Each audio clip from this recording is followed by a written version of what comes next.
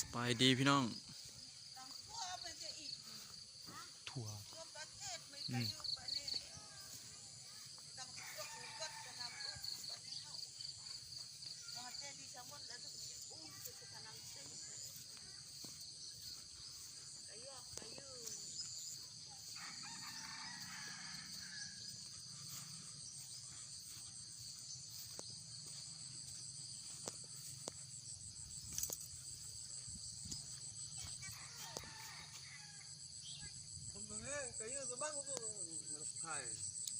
มาหรอเวลา12 โมง1 โมงมันปกแห้งครับ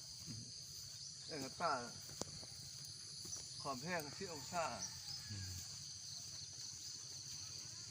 หนักร้ายมันเปิดหันห้องง่ายติเจ้าไหม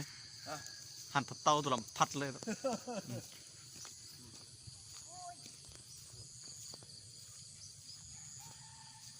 นี่ผลงานเสียหายจากลมพายุพี่น้องใบใหม่ล่นเลย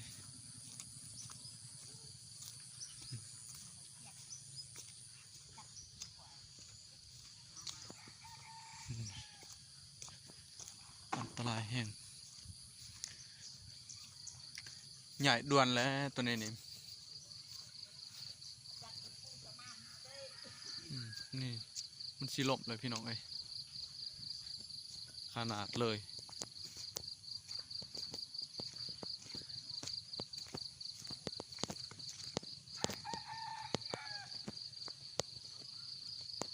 เสียหายอย่าง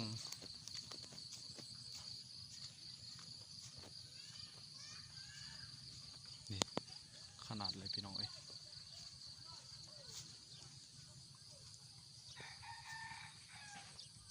สารพัดสารเพเลย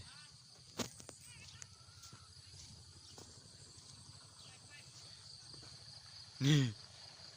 กกตะแบงเรียบร้อย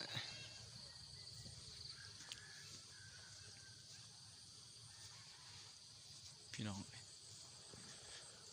ลมหมดแล้วบัดนี้พี่น้องทางใน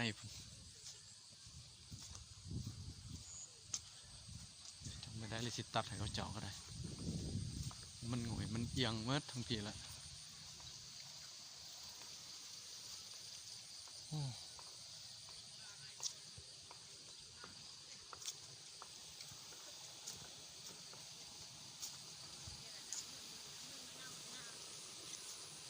อ้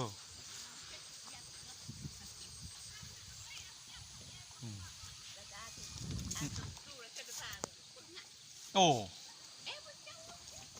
โอ้โอ้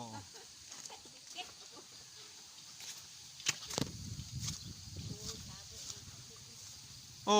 เรียบร้อยเลยเนี่ยเอ้ย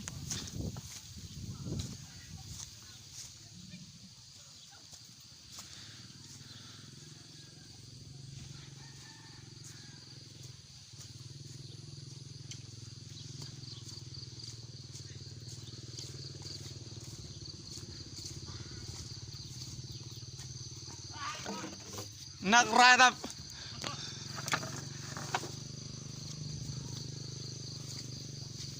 นี่เดี๋ยวปล่อยพี่น้องเลยสารพัดสารเพเลยนี่โอ้นี่กกขี้หูดเปล่าหน่อยบนเรือเลยอยู่ไหนนี่เด้อพี่น้องเลยเสร็จเรียบร้อยเลยนักแห้งเด้อพายุเมื่อคืนนี่เด้อนี่มุนเลยนะอยากบอกว่าอันนี้สวนเบาหน่อยเนาะ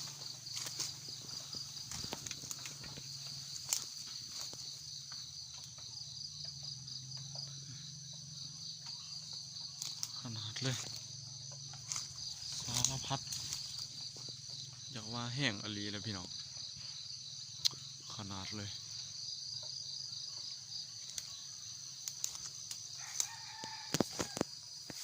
นี่ทุกคนเลยมีเวียกมีหน้าเวียกหลายเลยเด้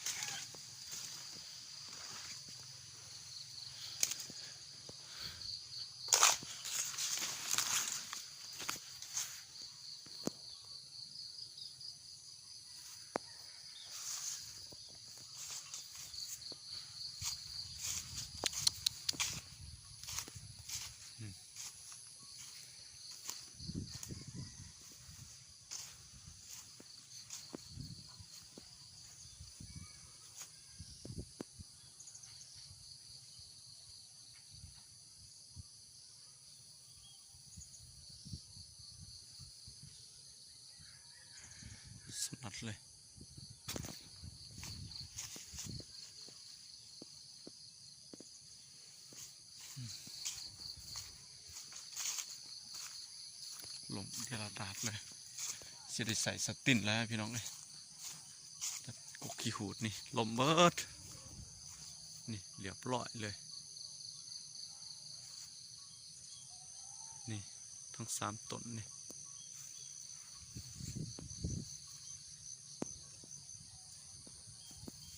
นะขอบมะขาม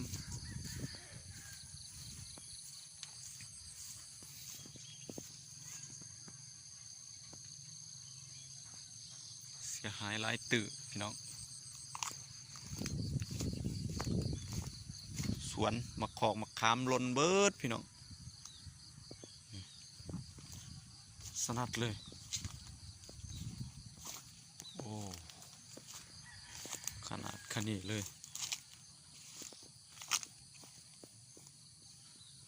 นี่เดี๋ยวว่าสำเร็จสำนึงก็เอาบ่อยู่แล้ว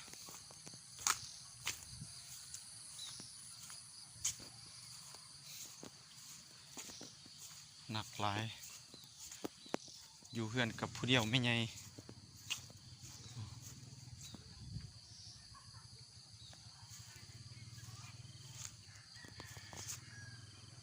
กุ้งเผาเนี่ย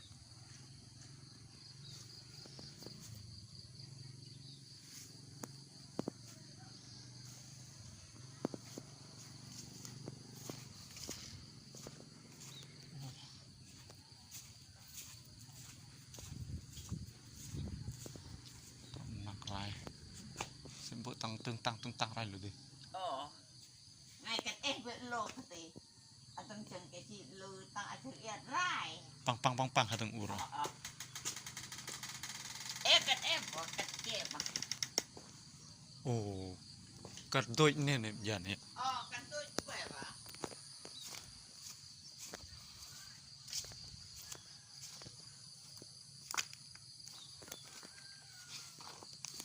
โอ้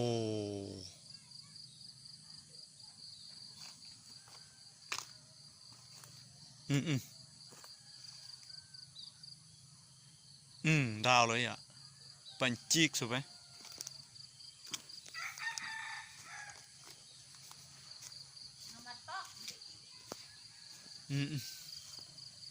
นี่วางในมุมนี่พี่น้องถือลมอันนั้นเนาะเปิกมัน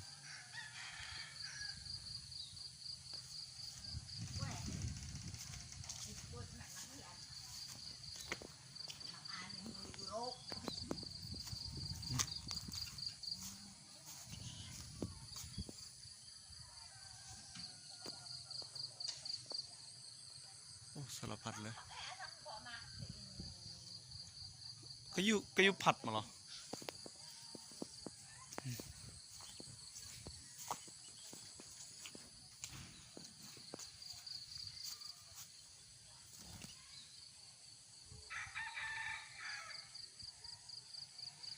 ขนาดเลยพี่น้องเอ้ยขนาดว่าบ้านเฮาสำนีได้กันต่างประเทศจักสิซ้ำได้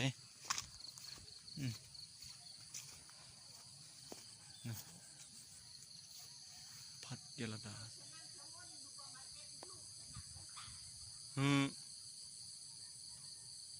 ขนาดเลย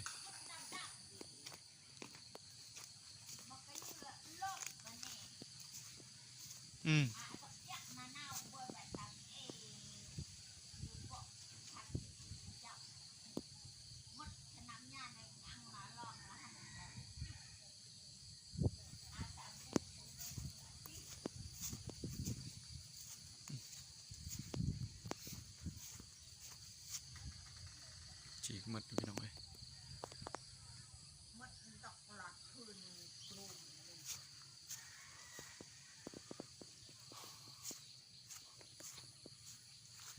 เพื่อนหลังนี้แล้วสิได้ง่ายเนาะเครื่องของสถานที่นั่นนี่